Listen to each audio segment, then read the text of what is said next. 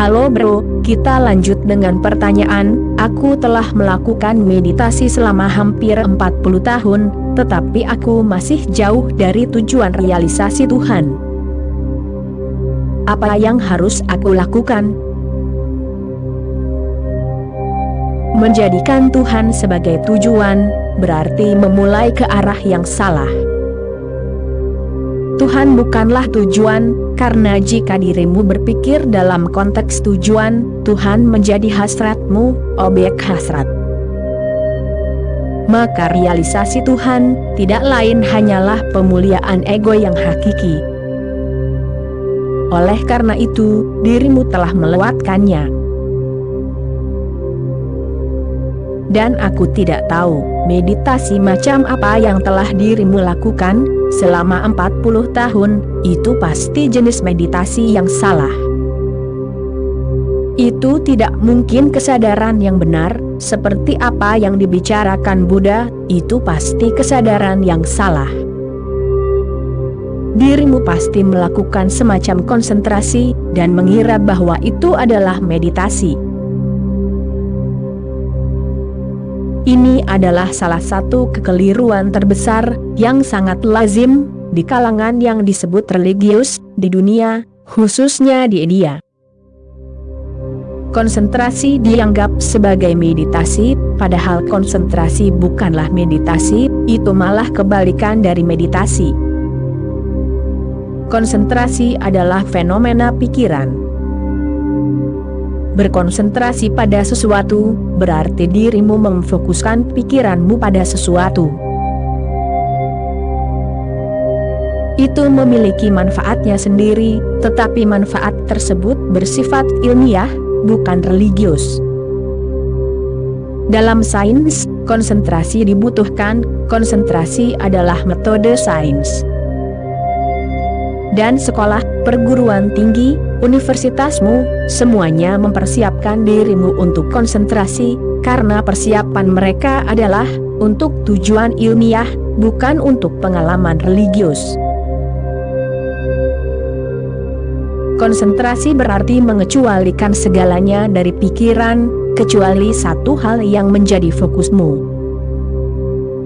Meditasi berarti tidak berfungsi fokus pada apapun sama sekali, bahkan pada Tuhan.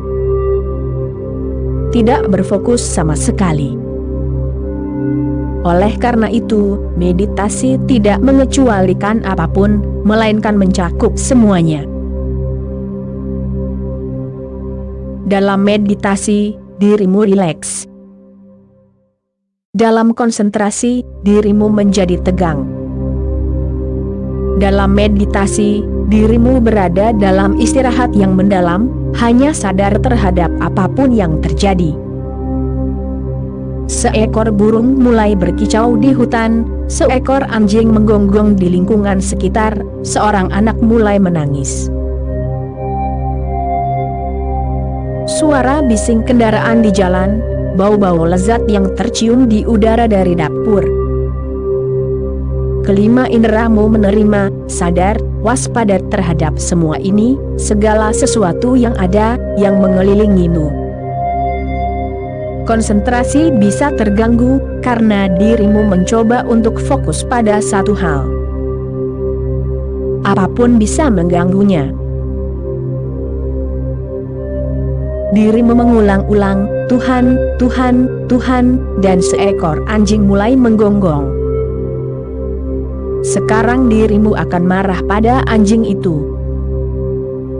Anjing itu akan tampak seperti musuh yang selalu mengganggumu. Setiap kali dirimu bermeditasi, ia mulai menggonggong. Pasti itu agen iblis. Atau seorang anak mulai menangis.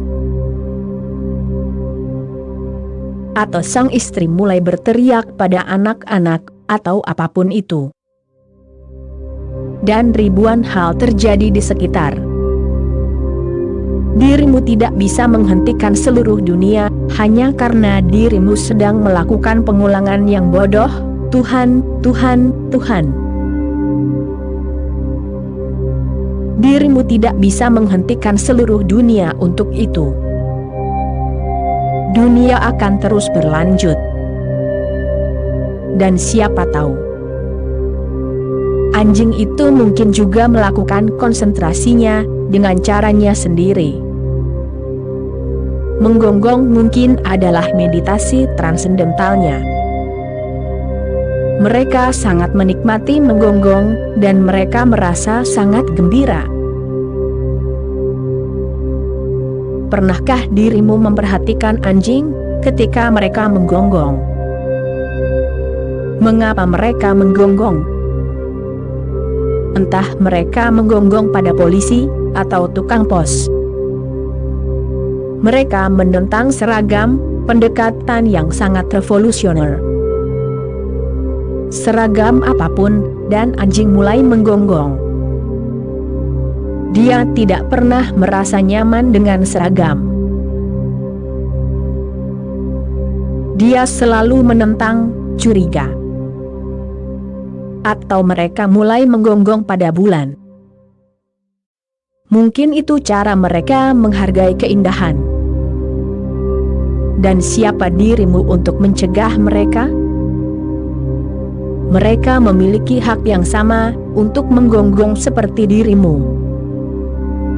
Anjing itu menggonggong dan dirimu melantunkan mantra. Dia tidak mengganggumu.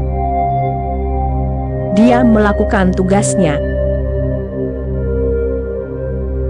Tetapi dirimu akan merasa terganggu, bukan karena gonggongannya, melainkan karena upayamu untuk tetap fokus pada satu hal. Karena upayamu untuk fokus, dirimu merasa terganggu. Seorang meditator tidak pernah terganggu, tidak pernah teralihkan. Dirimu tidak bisa mengalihkan perhatiannya, karena ia juga mulai memperhatikan gangguan tersebut.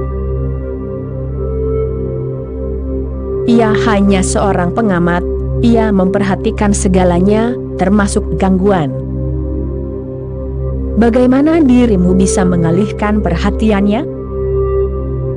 Ia bahkan mengubah gangguan, kekacauan, menjadi keheningan yang mendalam. Dugaanku adalah, dirimu pasti telah melakukan semacam konsentrasi. Jika tidak, 40 tahun adalah waktu yang lama. Dirimu pasti telah mengikuti seorang pakar bodoh, seorang sarjana. Dirimu sendiri mungkin telah menjadi seorang sarjana.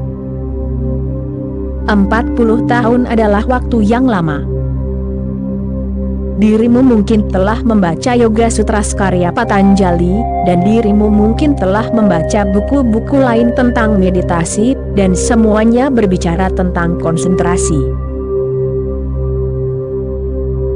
Buddha adalah orang pertama dalam sejarah umat manusia yang tidak berbicara tentang konsentrasi, melainkan tentang meditasi. Dan ia mengubah seluruh fenomena meditasi. Ia memberinya warna yang sama sekali baru, bentuk baru, kehidupan baru. Dirimu pasti membaca orang-orang yang belum mengalami apapun, tetapi terus menulis. Saran Murphy akan membantumu.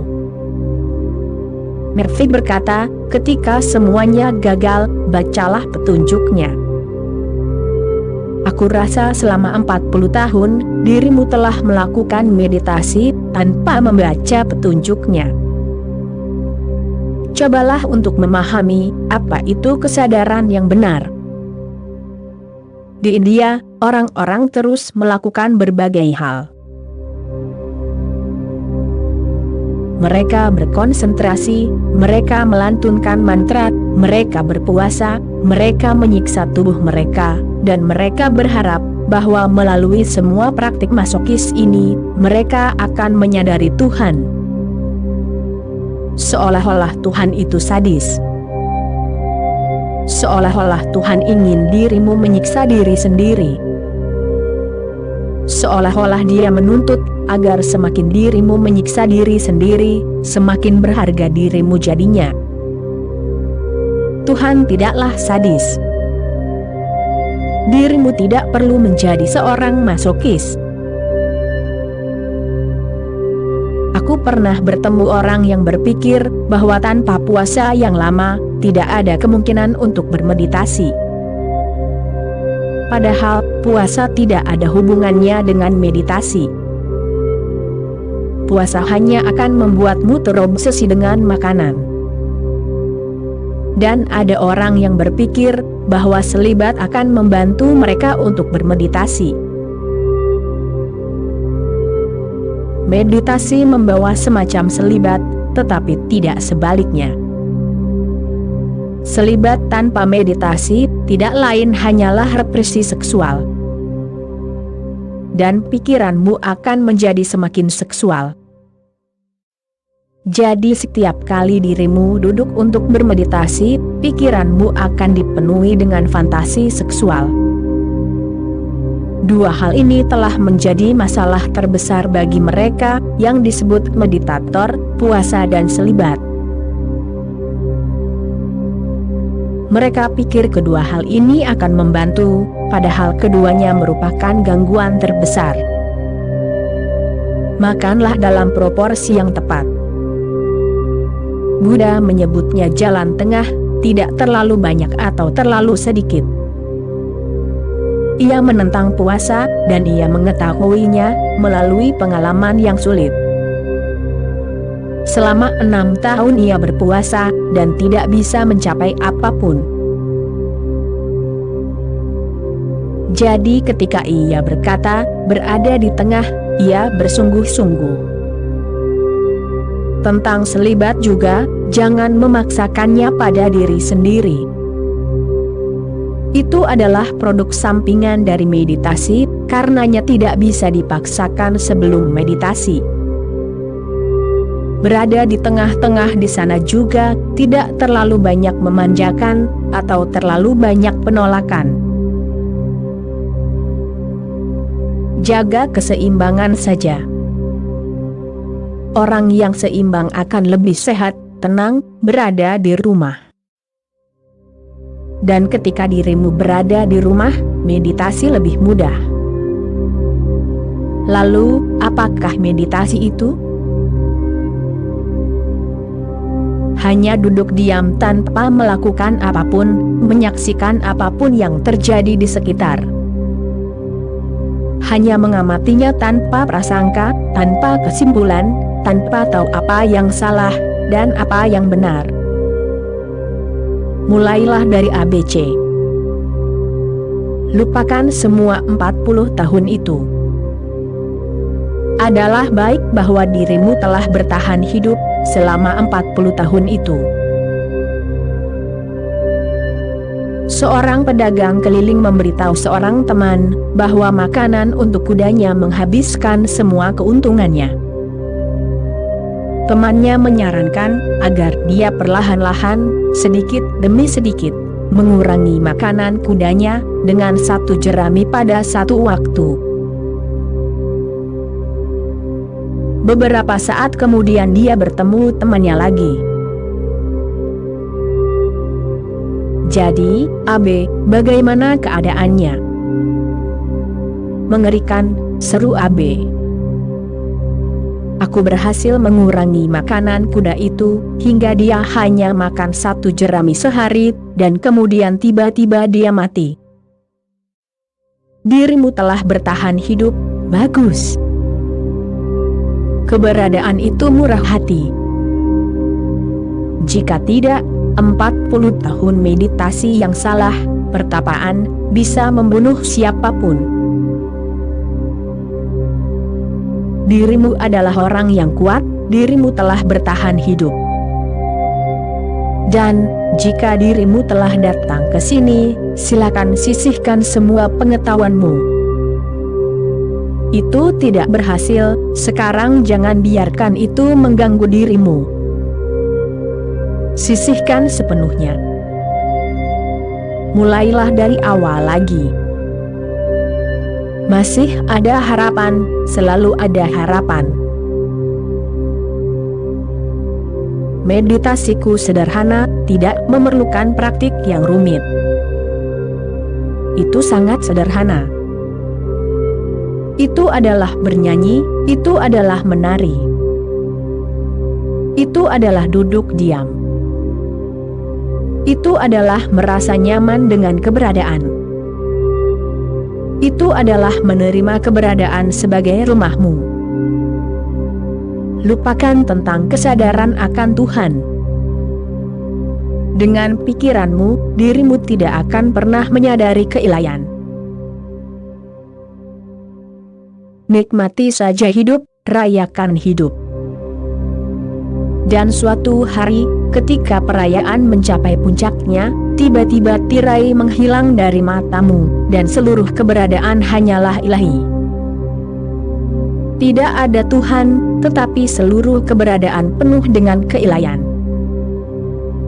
Itulah kesadaran akan Tuhan, itulah nirwana. Oke bro, sekian dulu video ini. Kita sambung lagi nanti, bro. Terima kasih bro.